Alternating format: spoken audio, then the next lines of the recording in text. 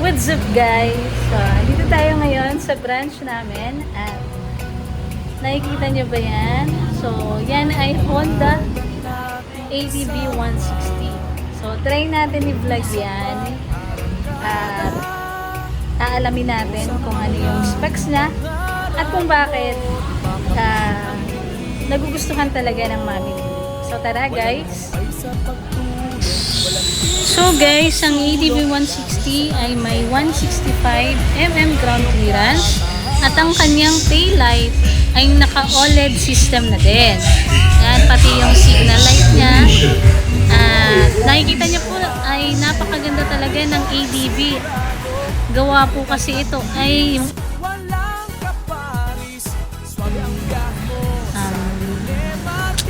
may emblem na gold. Then, sa windshield niya din ay adjustable na po ito. At ang kanyang front ilaw ay naka-OLED na din po ito. Naka-disc brake na din po ito. At mas makakatulong po ito na mas safe po ang ating pag-brake. At ito din po ay naka-ESP Plus na makakatulong sa mas makakatipid po tayo sa gasolina. At ang kanyang shock po ay naka-dual shock na po siya. So, pang off-road o on-road, pwedeng-pwede po siya. Yan po. At ang kanyang likuran ay maganda. Gawa meron siyang naka-Honda talaga na nakalagay. At yung protective gear po sa may tambucho niya ay solid po talaga. So yan, makikita nyo yung emblem. So dito sa may apakan niya, dito din banda ang kanyang fuel tank na kayang magkarga ng 4.4 liters. So, itong Honda ADV 160 ay kayang tumakbo ng tipid na 45.5 kilometers per liter. So, yan, nakikita nyo po. Dyan po kayo.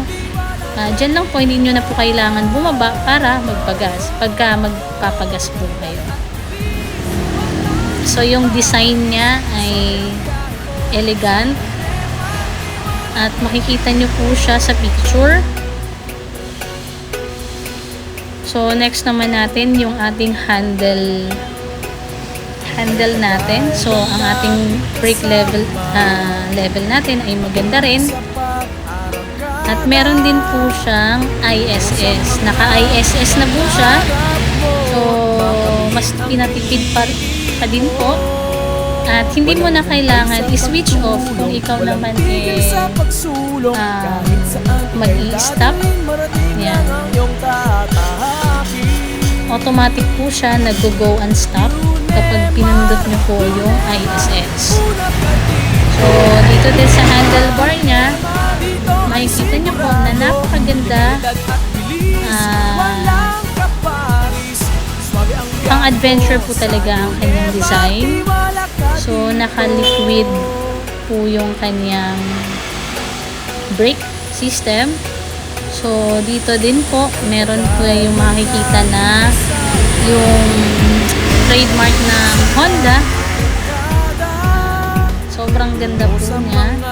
At ito ay naka-full digital panel na po yan. So, ang ating windshield po ay isa sa tumutulong para maprotektahan ang ating digital at yung ating pagdadrive ay meron din po siyang aerodynamic system na mas efficient po yung kanyang takbo. So yan, nakikita nyo po, full digital panel po yan. So, kung may hindi po ako na-mention, ayan po. So, dito pala sa ADV 160 ay keyless na po tayo. So, meron din po itong alarm na siyang makakatulong sa inyo para iwas nakaw po. At As you can see naman po talaga, sobrang ganda ng ADV 160. Kaya pala siya ay nagugustuhan ng mamimili. So, sa overall,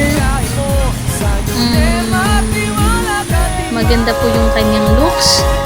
At para sa mga medyo hindi kinapos sa height, maganda po talaga to para sa inyo.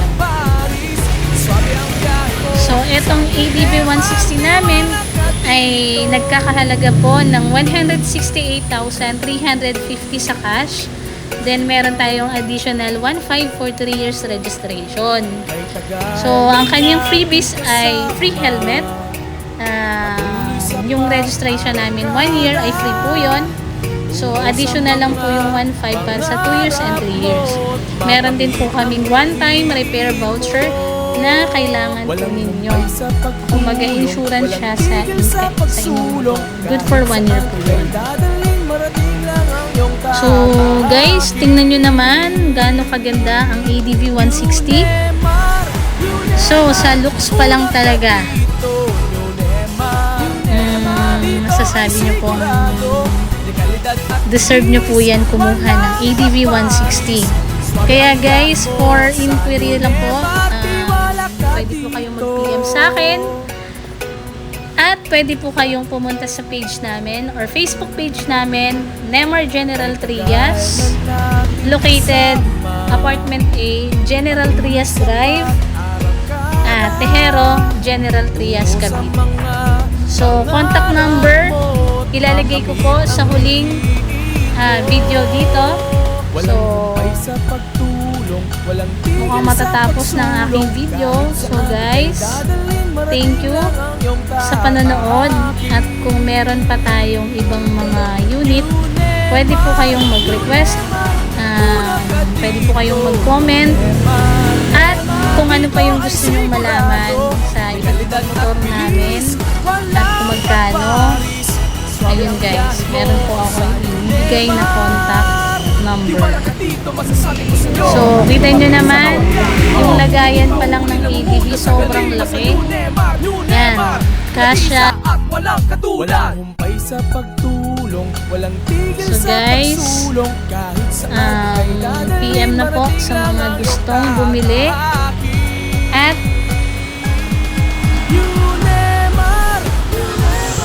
don't forget to like and subscribe. So, yun lang po.